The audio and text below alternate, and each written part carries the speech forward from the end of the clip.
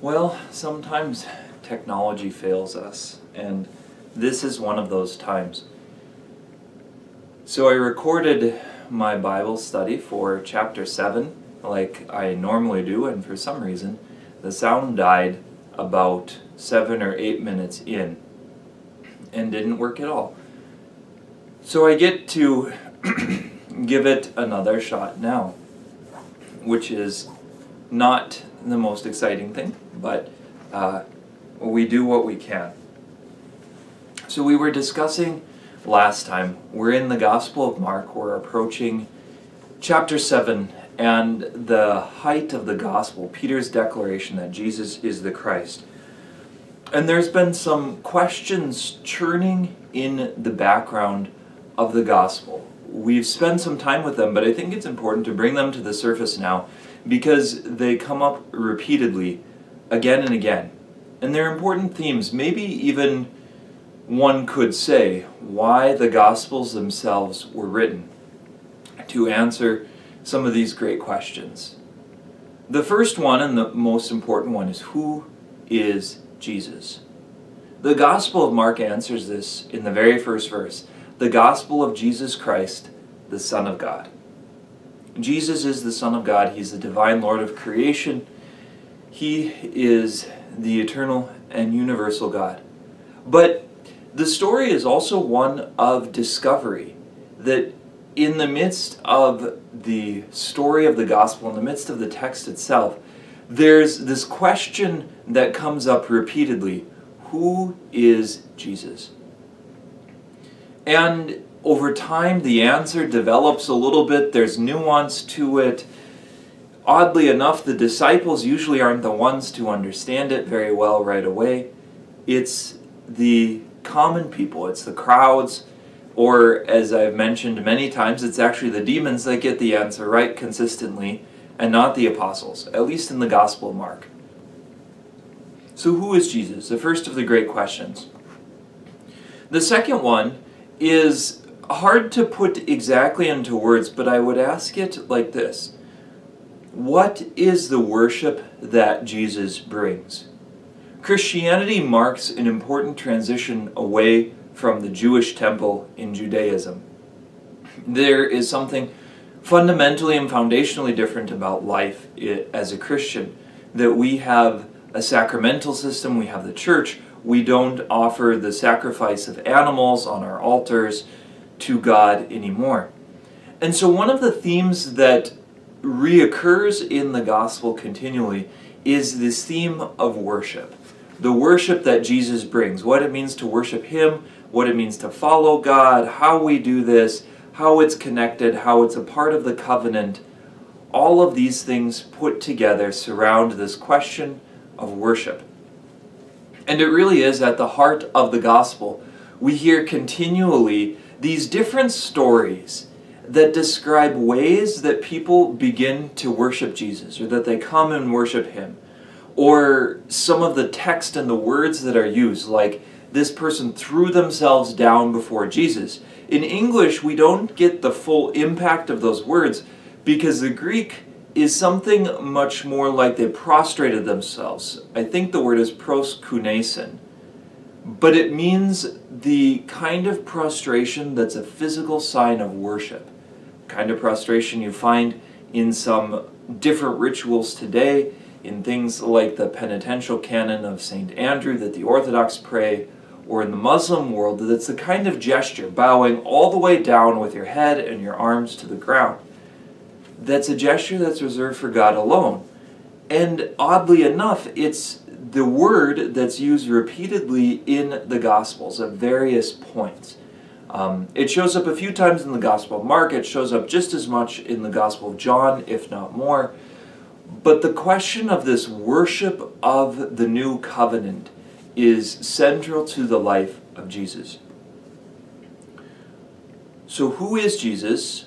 What does worshiping look like? What does worship in the church look like? And the third question is, who is part of His family? Who is part of the family of God? What does it mean to be a part of the family of God?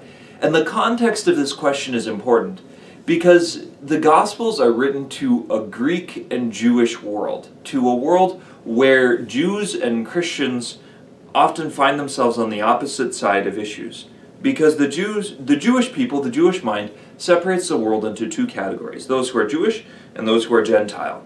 And if you're Jewish, you're born Jewish.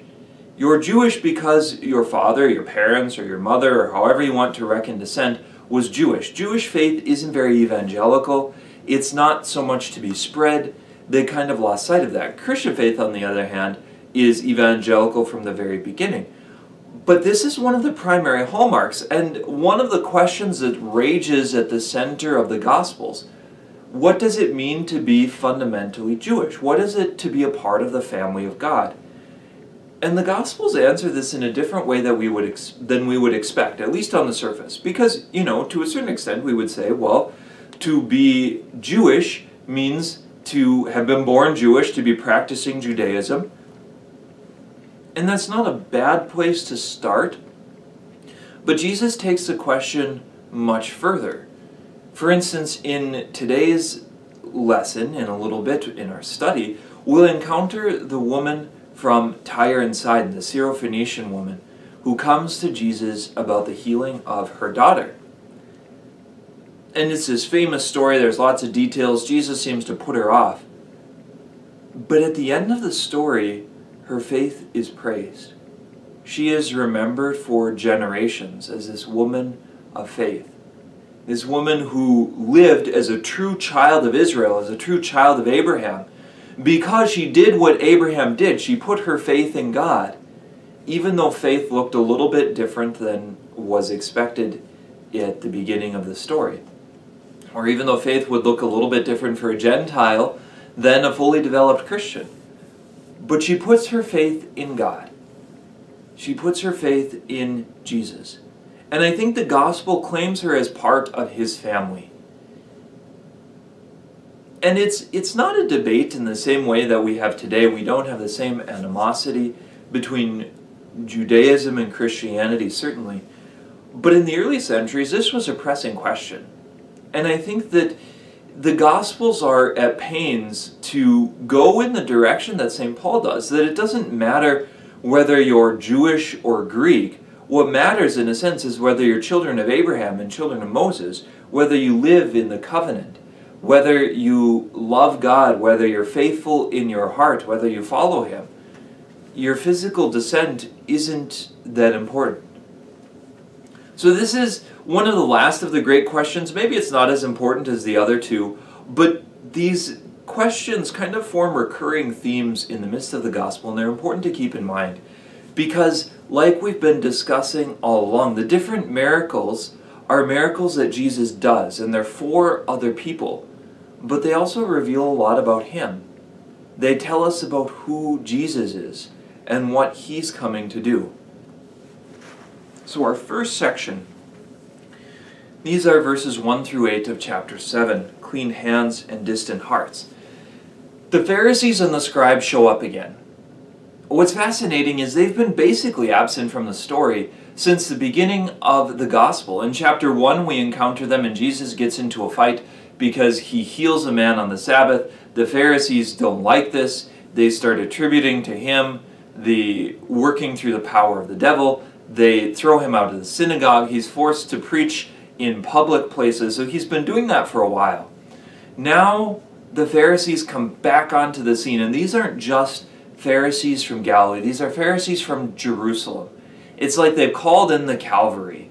There's difficulties here. This preacher is causing problems. He's not listening to us, and he's violating our rules about the Sabbath. People are going after him. So they call in the bigwigs from Jerusalem. And they're kind of not approaching Jesus from the same perspective as the crowds. In these coming stories, there's this fascinating parallel that's set up between the crowds who are approaching Jesus as someone doing miracles and maybe developing the idea that this man is more. There's the disciples who are skeptical. They don't seem to get the picture all that well. They're going to struggle, but they're on the road and Jesus loves them and he works with them. And then there's the Pharisees, who approach Jesus as an antagonist. They are against him. It's heads I win, tails you lose, or a zero-sum game. No one is going to come out ahead. It means if the Pharisees are going to win the battle, then Jesus is going down. Jesus wins the battle, then the Pharisees are going to lose their authority. So they come to him, and there's a separation in the groups, and it's kind of important to track them through time because they're going to approach Jesus differently. So the Pharisees are plotting to kill Jesus. They're upset. They don't like what he says. And the people are listening to him, but they're on the road. And so the Pharisees ask this question, why do your disciples eat bread with unwashed hands?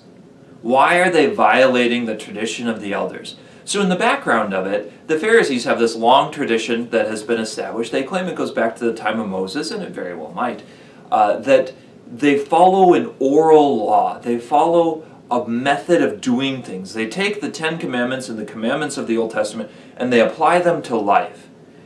Pharisees are a part of a holiness movement. Their goal is good. Jesus doesn't critique their goal nearly as directly as we would suppose listening to rhetoric in the modern world. He critiques their practice. Their goal is good, to be faithful to the covenant of God, to be holy, to be a people set apart, a people who are living in covenant life with God. But in order to do that, they have all kinds of challenges. So they take the rules of priestly holiness that God had given to Moses at Mount Sinai in the book of Exodus and the book of Leviticus, maybe even some from Deuteronomy, and they apply it to the ordinary people. And so it meant stuff like the priests had to cleanse themselves before they could offer sacrifices in the temple, so that they would be holy, so that they would be ritually clean. And uncleanness wouldn't enter the temple, because uncleanness was like contamination.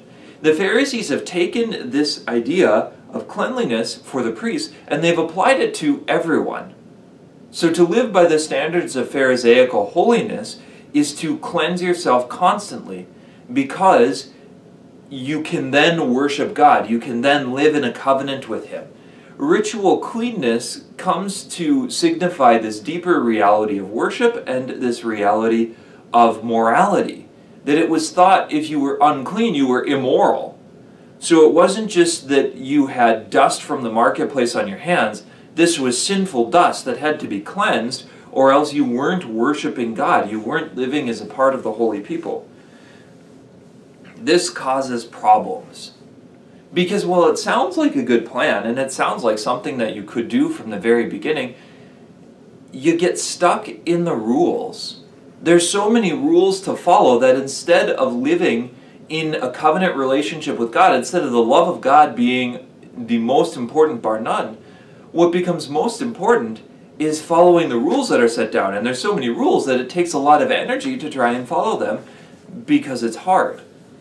Jesus' critique of the Pharisees is precisely in this area. Not that the rules or the idea are wrong, but that you've created so many rules that no one who follows them can love God properly. Or that you can follow the rules but actually hate God in your heart. The Pharisees are the example of this, right? They're concerned about washing hands. You could say Jesus is concerned about washing hearts. The Pharisees are concerned about dust from the marketplace while they're plotting to kill Jesus. The contrast is striking. The contrast is dripping. The irony here is unbelievable because their tradition is important, or not important, okay, but they're violating the commandment of God in their heart. That's what Jesus is after. You cannot claim to be a follower of God and someone who's following a holiness movement if you're plotting to kill someone. Those are mutually exclusive. To love God and love your neighbor are the two great tablets of the commandments, according to Jesus. The two greatest commandments. The two hinges, you could say.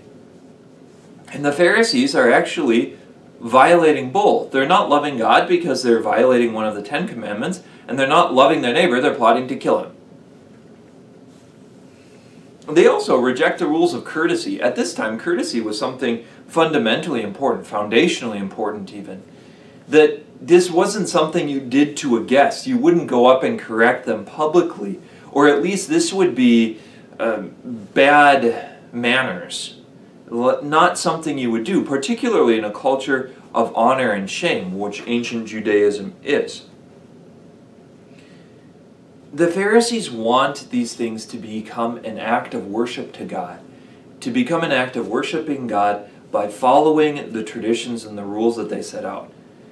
They just get a little bit mixed up, and they miss the part that worshiping God means loving Him and following His commandments first and foremost. And they didn't do that very well. Jesus, on the other hand, approaches a question from a different direction. And this is at the heart of Christianity. We talked about it in the Gospel of Matthew when we were speaking of the Sermon on the Mount. Because Jesus takes the 10 Commandments that God gives to Moses, and He says, "You have heard it said, you shall not commit adultery. But I say to you, everyone who looks at a woman with lust has committed adultery with her in his heart." Jesus is taking the law, taking these 10 Commandments, and applying them to the human heart, which is a much higher standard of morality. Christianity isn't about what you do in the sense of just actions that you do even if you don't want to. That isn't the worst thing in the world, to do the right thing. But in the Christian faith, where your heart is fundamental, foundational to your relationship with God. So if you come to Mass every Sunday and hate God every minute of it and hate your neighbor and think that everyone else is stupid, your heart isn't in the right spot. That's not how Christianity works. Christianity is a religion of the heart. Now you might start there, fair enough. This isn't a line of condemnation, but just that it's ultimately in our hearts that we need salvation, in our hearts where the Holy Spirit needs to work. This is what Jesus wants to do inside of us. And it's not enough to do the physical actions. It's not enough for ancient Jews to just offer the sacrifices. This is my duty. I do my duty. Lord, I have done everything that I could, or I have done everything that you have asked. Now let me go live my life. Leave me alone. Jesus is saying that's actually a corruption of Judaism. Judaism is also a religion of the heart. And you, Pharisees, are not listening to what God has said. That this is about your hearts, and whether your hearts are in love with the Lord or far away from Him. If your hearts are far away from Him, then you're in the wrong spot already. So Jesus wants the worship of the heart. This is in response, or this is part of that second great question. What does it mean to worship God? That it's not enough to worship God with simply traditions alone, or things that you do, or rituals. Those can be good or they can be bad, but they ultimately are meant to be an expression of the love from our hearts. That what is inside comes out. What is inside is made manifest. Then they're truly good. Then we're moving in the right direction. Now, Jesus definitely critiques human traditions, and sometimes people against the Catholic Church will say, well, the Catholics have all these traditions that aren't found in Scripture. And the truth is that many more of them are found in Scripture than we're given credit for. But even still, Jesus isn't critiquing tradition per se, or these ideas per se, as in they're bad in themselves. He's critiquing the disconnect between heart and action. The disconnect between what I believe and what I really feel and what I do. And the Pharisees are the perfect example of it. You cannot claim to believe God and plot to kill your neighbor. That doesn't work. That's what they're doing in the story. And so it's like it's saying, if your religious system allows you to do this, then your religious system is wrong. If you look at the Catholic Church, it's actually very consistent. We have ways that we worship God in our rituals, in the way that we celebrate the sacraments, that is given to us.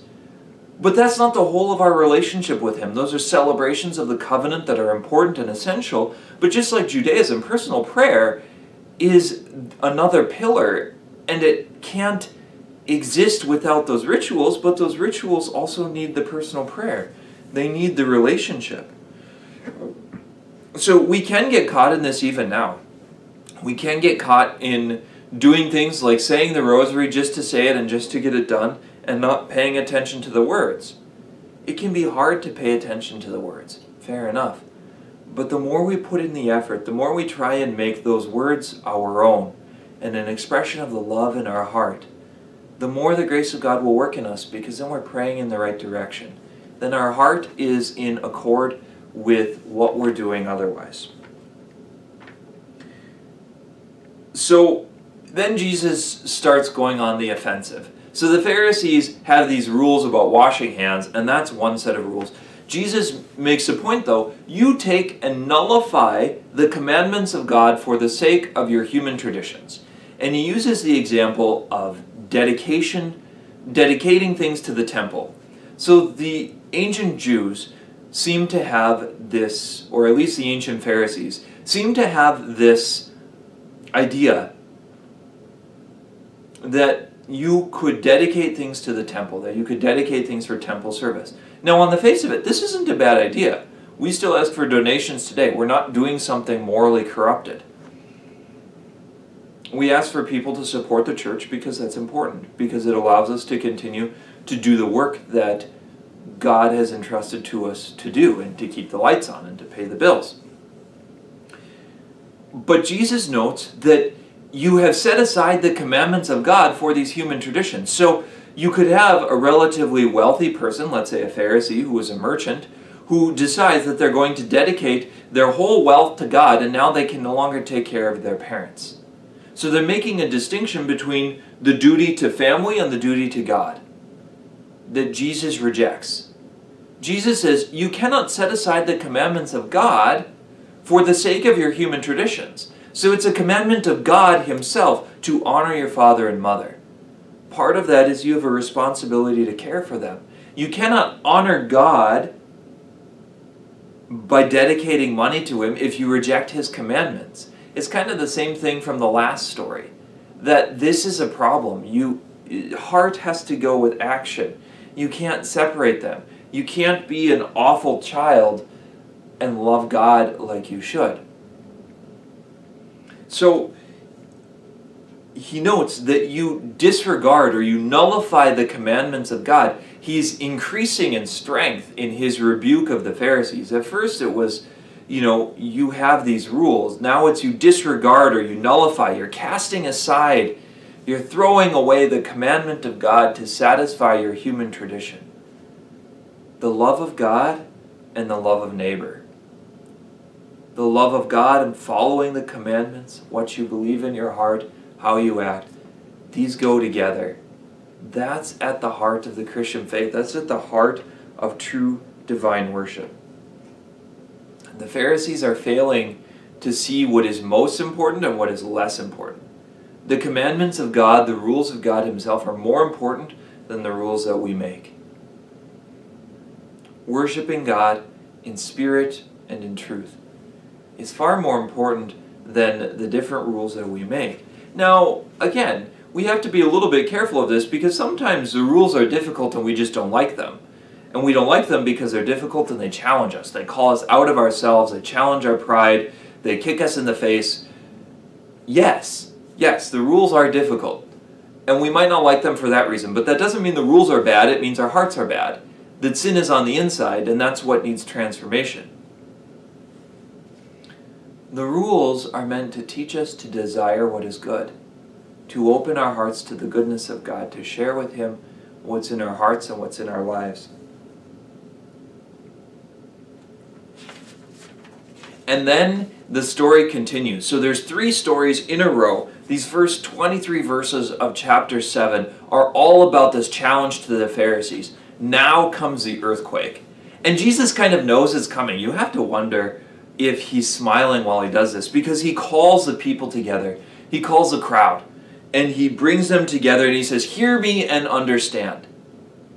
Note that this has been a rebuke. The people who hear God but don't really listen to him, the ones who are, the prophets are sent, they hear his words and they reject them in their hearts. Now he says, "Hear me and understand." He's making a solemn pronouncement. And he does something. When he says, hear me and understand, this is weird, right? The rabbis in ancient Judaism don't talk like this.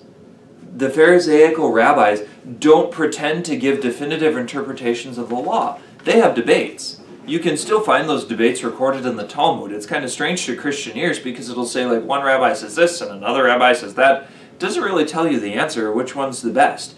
That somehow the answer is found in the midst of the debate. Jesus approaches this differently. He stands up and he very clearly is going to give a kind of definitive interpretation. He's going to say, this is what it means. And in doing so, he rips to shreds many Pharisaical traditions about the Old Testament. Because he says defilement is not what comes from outside. The things from outside, the dust from the marketplace, eating food with Gentiles, the kinds of food that you eat, those are not what defile one. What defiles a person comes from the heart. It comes from the inside. The food you eat, you consume and it leaves your body. It goes out. That cannot defile a person. That's a natural process. It's biology. It's given to us by God. On the other hand, what comes from inside out of the abundance of the heart, the mouth speaks. From our hearts come wickedness and evil and all kinds of things. Those are what defile. With this statement, Jesus just dropped a bomb into ancient Judaism. And you can see the impact of this because even the disciples pull him aside and they're like, Lord, what? You can't mean this. You just chucked a huge amount of Old Testament ceremonial law that was given to us by God. Jesus says now the purpose of the ceremonial law is revealed in him, in this way of life that he's describing in the sacramental system of the church. That it's not these things that came from outside that caused the problems. It was your stubborn hearts. It was that you didn't love God. Look at the story of the Old Testament, the story of Israel in the desert. The problem wasn't the desert dirt. The problem was the people's hearts.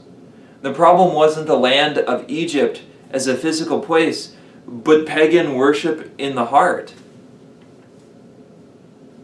Jesus reinterprets, he rediscovers or reproposes a huge amount of ancient Judaism in this.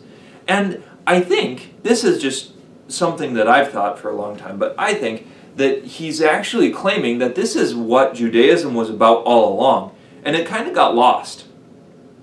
The Christians never claim that they stopped being Jewish. The Christians claim to be the fulfillment of the Old Testament, that this is what the Old Testament was leaning toward. It was a group of Jewish rabbis who finally looked at the early Christian community 70 years or so, well, 50 years maybe, after the life of Jesus, and threw the Christians out of the synagogue saying, "You're not Jewish." The Gospels actually claim the opposite. They look at the Pharisees and they say, "You're not Jewish. You've lost what is most important. You've lost what is essential." Jesus is building an understanding of the new covenant that's founded on the heart. And this is so essential and so powerful and so fantastically difficult that it just drives us bonkers. Right? Because it's much easier to say, I follow the commandments of God. I have not killed anyone. It's much harder to say, I have not been angry with someone in my heart. Yep, done that, been there. That happens every single day. There's quite a list of sins that is given out at the end of this. Evil thoughts, unchastity, theft, murder, adultery, greed, malice, deceit, licentiousness or lust, envy, blasphemy, evil speech, arrogance, and folly. I bet all of us have done some of those even today. Even so far in this day. Like, the standard isn't lowered. The standard is dramatically raised. This is dramatically more difficult. In fact, only possible through the grace of the Holy Spirit that works inside of us, that works in the human heart. But this is a much higher standard. Jesus is saying The Gospel of Mark even points this out. With this, he declared all foods to be clean. Like, the old ceremonial law is gone. Something has changed, and he has added himself. He has given a definitive interpretation that he intends to be followed, that sets a standard. This is a norm or a foundational piece of what he's trying to accomplish. And it's on this level that the interior must match the exterior, that what we're doing in our hearts, what we believe in our hearts, is as important as what we do. Believing rightly, living rightly, working on that sanctification of the human heart. That's where it begins, that's where it ends. This is what is in need of salvation. And sometimes it stinks. Like, this is hard work. It's not an easy thing. This is why Jesus gave us a sacrament of confession, because we're not good at this. If you think you are, it's like you have to hit the reset button and start over. And I can say that most profoundly for myself, that I'm not good at this. It's so easy to get caught up in other things. But the worship of the heart is what we're meant for, what we're made for, that our hearts actually begin to love the Lord.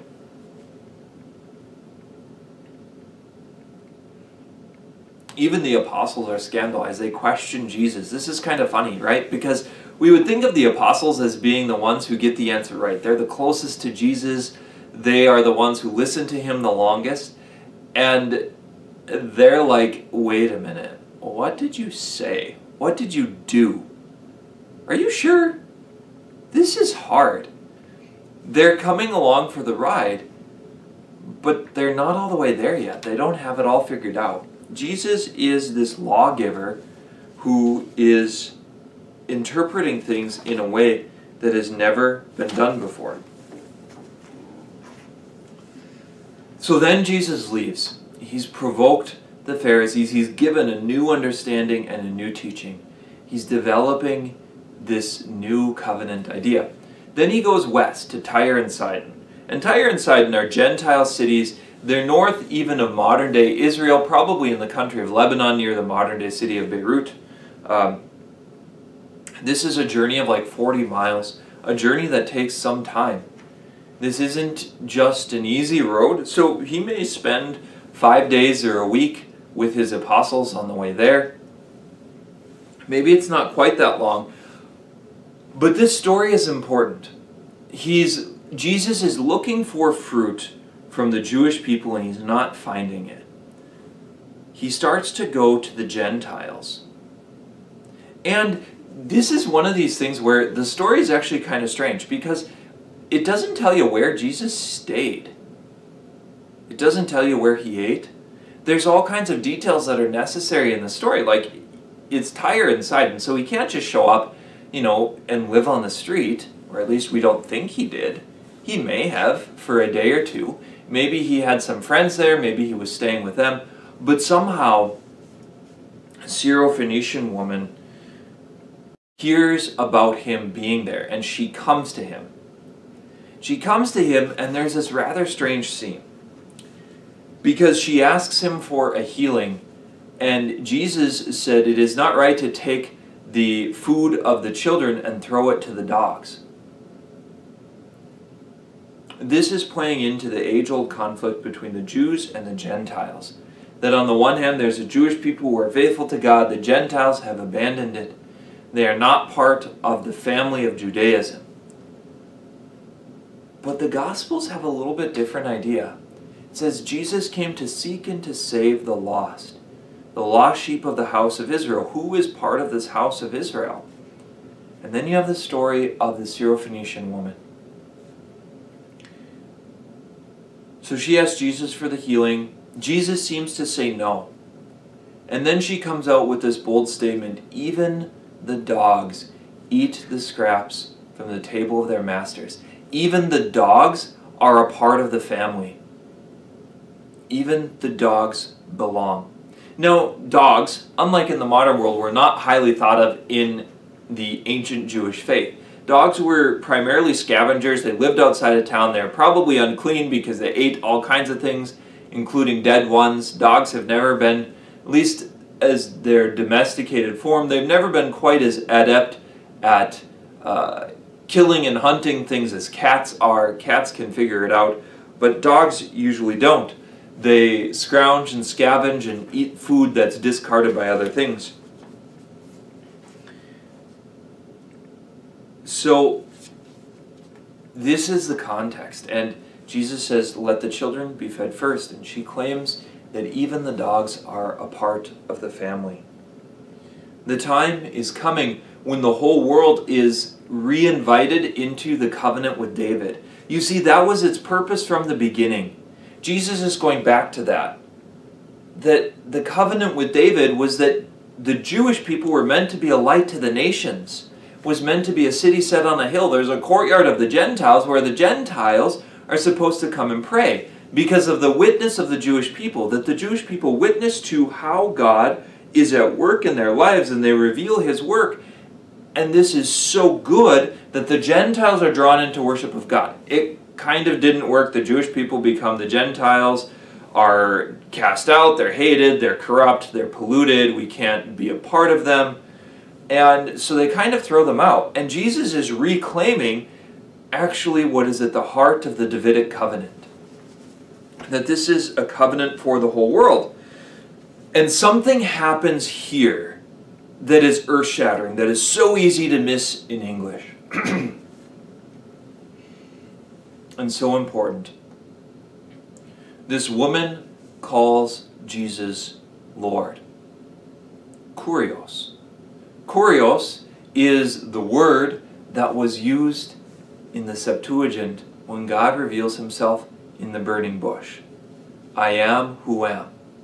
Think about the impact in the gospel, what we've been talking about literarily for so long. It's been developing. Jesus is the Son of God. There's John the Baptist. There's a story of the apostles and the healing. And this question about who He is has been swirling around. And the Pharisees have been challenging Him because He rejects their traditions, even though they claim to be the children of Israel.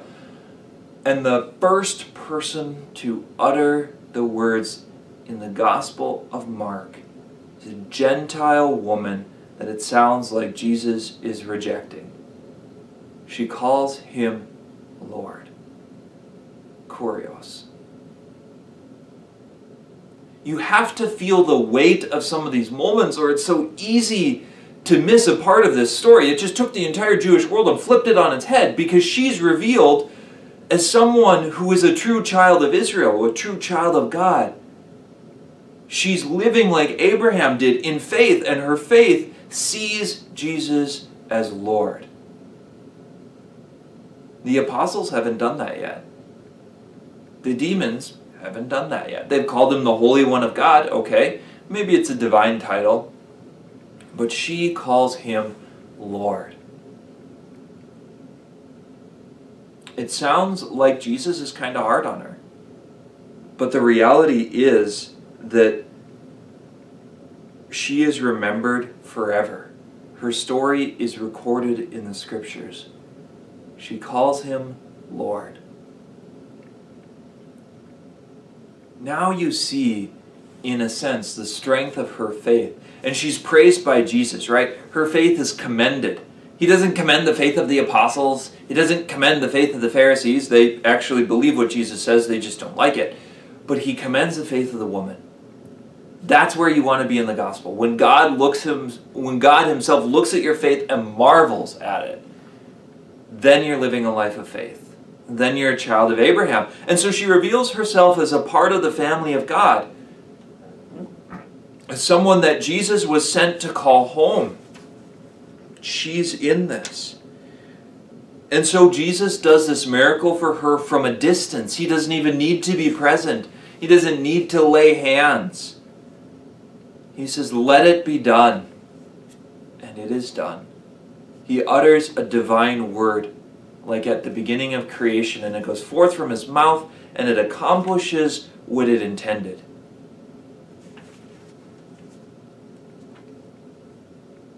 He draws out her faith. So she's not a part of the Jewish people by physical birth. She's Gentile. But she is a part of the Jewish people in faith. That fits with exactly what St. Paul says. That it no longer matters whether you're Jew or Greek, that we're all part of the same family. We're all children of Abraham. We're all called to faithful life in the covenant with God. Jesus reveals himself to be the new Messiah, the new shepherd, the King of Israel, the true King of Israel who's gathering people together, who's calling the lost sheep home to a covenant with him. And this is profound. This is part of what this story means. And again, we have to be a little bit careful because a lot of these things are probably paradigmatic.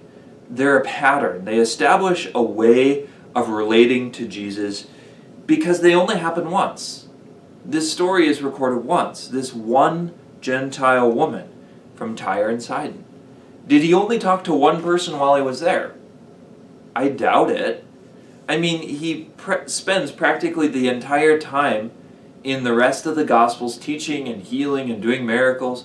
The people chase him down. They can't get enough of what he said. They break down the door. They hardly leave him alone. Several times it's like he doesn't even have enough to eat. He doesn't have time to eat because the people won't leave him alone. Did they leave him alone in Tyre and Sidon? I doubt it. It's hard to imagine. I mean, maybe he didn't preach as publicly in some of it, but she, the true child of Abraham, found him. Those who seek find. To the one who knocks, the door will be opened.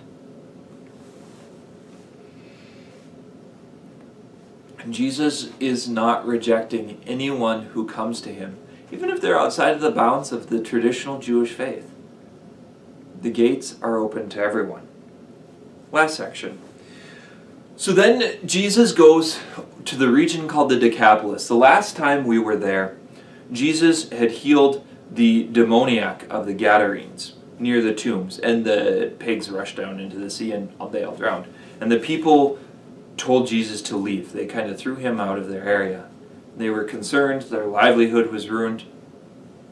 Their response makes some sense. And then he goes back, and he goes back now. And it says he goes back by way of Sidon. So he must have gone to the north and then gone to the east to the other side of the Sea of Galilee. This again is a long journey, longer than the journey from where he was to Tyre, where he meets the Syrophoenician woman. So he takes a journey, maybe of some days, of some weeks. He may stop on the way, but he ends up back over in the Decapolis, the 10 Greek cities on the east side of the Sea of Galilee. And they bring him someone who is deaf. They see he's coming, and immediately the people start to come to him. They bring him someone who is ill. And there's a fascinating corollary here. They bring him someone who is deaf, someone who is blind. The corollary comes from the Old Testament in the book of Isaiah, chapter 35, that in the wilderness God reveals his glory in the wild places. And he talks about making the blind see and the mute speak and the deaf hear.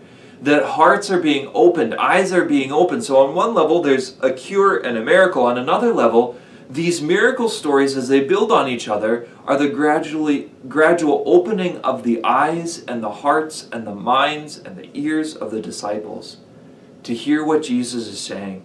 They're the opening of our hearts and our minds to hear the message of the gospel. Jesus takes this man away and he heals him by spitting on the ground and making mud and rubbing it on his eyes and touching, I think, his tongue, and he breathes on him. He does these different kind of things, and it's very physical. It's very direct for the man. These are things that you can touch and feel. They're just like our sacraments today. They're things that you can hear and see. You taste the Holy Eucharist. You feel the oil on your head. You can smell the chrism when a child is anointed at baptism. Jesus is not afraid of the physical stuff. He has a human body. He has a human nature. And he uses his human nature to be a channel for His grace, to reveal His glory.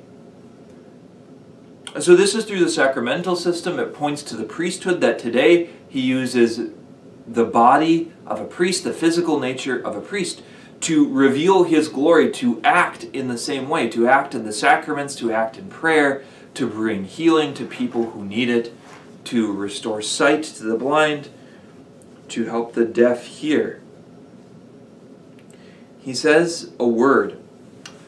After He groans, He looks up to heaven and He says, Ephatha, which is kind of a funny word. It's still preserved in the rite of baptism, and it means be opened. I think it's from the language called Aramaic. But this word is operative. This word does something. When Jesus says it, it happens. You know, we live in North Dakota, and you could go outside and you could say all winter long, you could proclaim to the snowbank, I command you to be warm.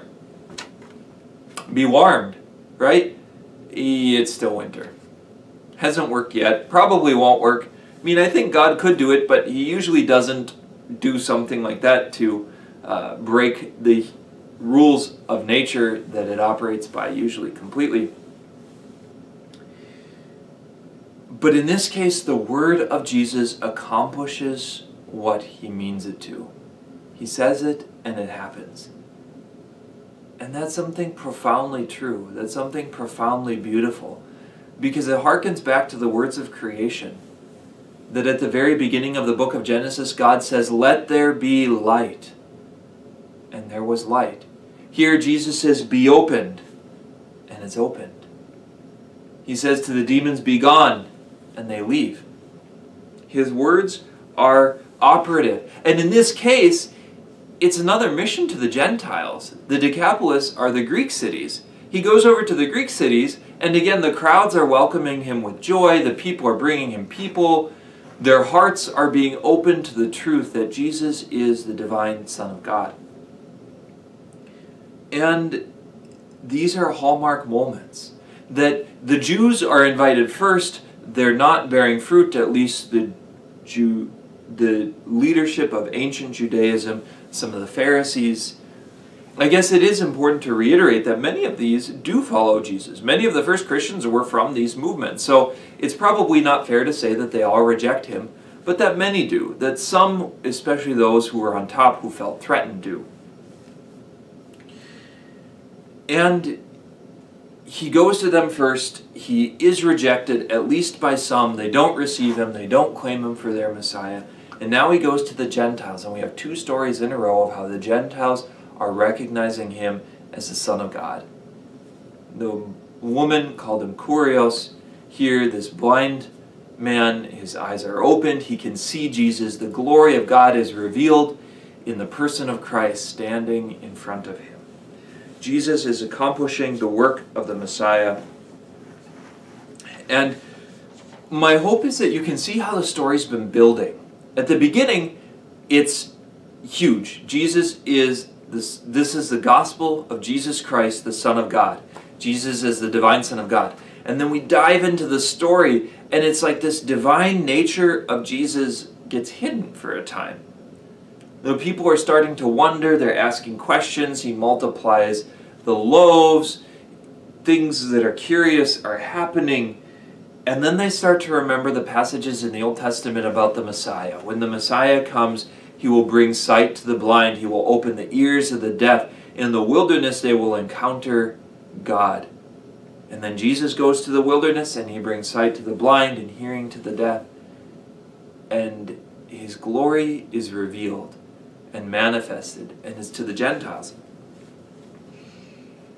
So in the Gospel of Mark, if this was a piece of music, we'd say we're in the crescendo. It's reaching a height. The moment of fortissimo, the loudest part where Peter will declare that Jesus is the Christ, the Son of the living God.